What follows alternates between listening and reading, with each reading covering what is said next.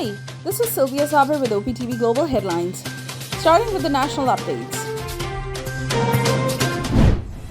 The Biden administration has ignored the strong objections raised by India over the proposed foreign military sale of $450 million to Pakistan. U.S. State Department spokesperson Ned Price said, U.S. did recently notify Congress of a proposed foreign military sale and sustainment services for the Pakistani Air Force F-16 program. The United States has once again reaffirmed its support for flood-ravaged Pakistan. Record monsoon rains and glacier melt in northern mountains have triggered floods which killed more than 1,391 people. Terrorists from inside Afghanistan across the international border opened fire on Pakistani troops in the general area of the Kurram district. At least 3 Pakistani soldiers embraced martyrdom in the United States has once again reaffirmed its support for flood-ravaged Pakistan against Pakistan. Prime Minister Mohammad Shehbaz Sharif stressed on utilizing all resources for dewatering of national highways and rail network in the flood-affected areas. He also directed for strict monitoring of areas where there is a risk of the spread of waterborne diseases. The death toll in devastating floods in Balochistan parts has risen to 281. 3 more people, including a man, woman, and a child, were killed due to floods in Balochistan. The monsoon rain spell affected 2,198-kilometer-long roads. The water level has started receding in Manchar Lake, the country's largest freshwater lake located in Sindh. Fear of flooding grips the residents of scores of villages and small towns in southern districts of Sindh. Officials warned several towns to go underwater if LBOD not breached near Badi. The Flood Forecasting Division said there is a high-level flood in the Indus at Kotri. PDI Chairman Imran Khan has rejected suggesting the extension of the tenure of Chief of the Army Staff (COAS) General Qamar Javed Bajwa till the next elections. In response to his previous statement, Imran Khan said he will only propose to defer Army Chief's appointment till new elections. Up next, we have the international updates. United States intelligence alleged Russia funneled $300 million to meddle in foreign elections in more than 24 countries since 2014. The official said this is just the tip of the iceberg in bids to gain influence. Indian police revealed that the Indian Muslim journalist Siddique Kapan, despite securing bail from the Supreme Court, will remain behind bars. Kapan is required for investigation in another case being probed by India's Enforcement Directorate. Ukraine has set its sight on freeing all territory occupied by Russian forces. US President Joe Biden said this goal would be a long haul to achieve. Around 8,000 square kilometers have been liberated by Ukrainian forces so far this month. Queen Elizabeth's body borne on a horse-drawn gun carriage from her Buckingham Palace home to Westminster Hall.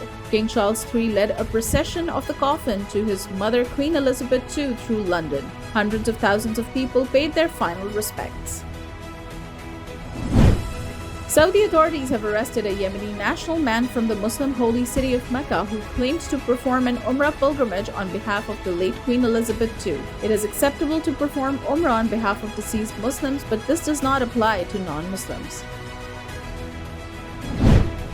Scientists who detected a massive methane leak at an offshore platform run by Mexico's Pemex have repeated their stance. Scientists reiterate the leak contained only methane, about 40,000 tons of it. Mexican state-owned petroleum firm says only 22% of the gas released was methane and the rest was innocuous nitrogen. A 4-story residential building collapsed in Jordan's capital. Death toll rose to 5 and 14 others injured in the sad incident. The rescue teams are working to recover people trapped in the rubble. Up next, we have the business updates. High rents, rise in food prices, and rising cost of healthcare unexpectedly boost United States consumer prices in August. Food prices rose 0.8%, with the cost of food consumed at home increasing 0.7%, though consumers got some relief from a 10.6% decline in gasoline prices. The Pakistani rupee maintained its downward trend for the 8th consecutive working day. The Pakistani rupee closed at Rs 231.92 per dollar in interbank market. Up next, we have the sports updates. Pakistani skipper Babar Azam's cover drives are a treat for sore eyes. Now Babar Azam's cover drive becomes part of the Federal Board Physics book in Pakistan. Red Bull's driver Max Verstappen won the Italian Grand Prix. The Dutchman claimed his first win here and a fifth GP in a row to extend his championship lead over Ferrari's Charles Leclerc to 116 points. Up next, we have the entertainment updates. Veteran Pakistani singer Hadika Kayani announced she has taken responsibility for the reconstruction of the villages affected by the floods in Balochistan. The artist posted a video on social media in which she was interacting with flood victims.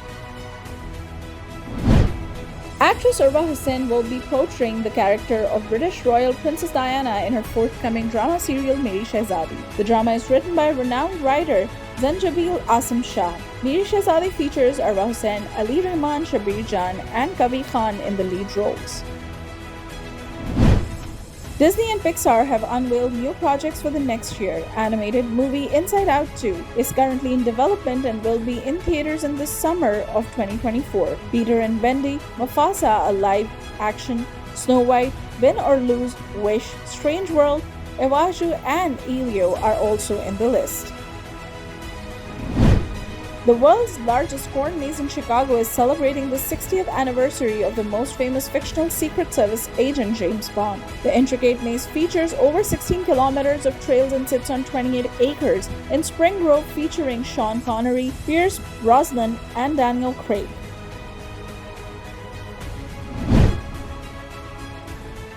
Up next, we have the health updates. South Africa's Medicines Regulatory Authority reports 2 COVID vaccine-related deaths. It has recorded fatal cases of the rare Guillain-Barré syndrome in people who had received a Johnson & Johnson COVID vaccine. Up next, we have the updates on science and technology.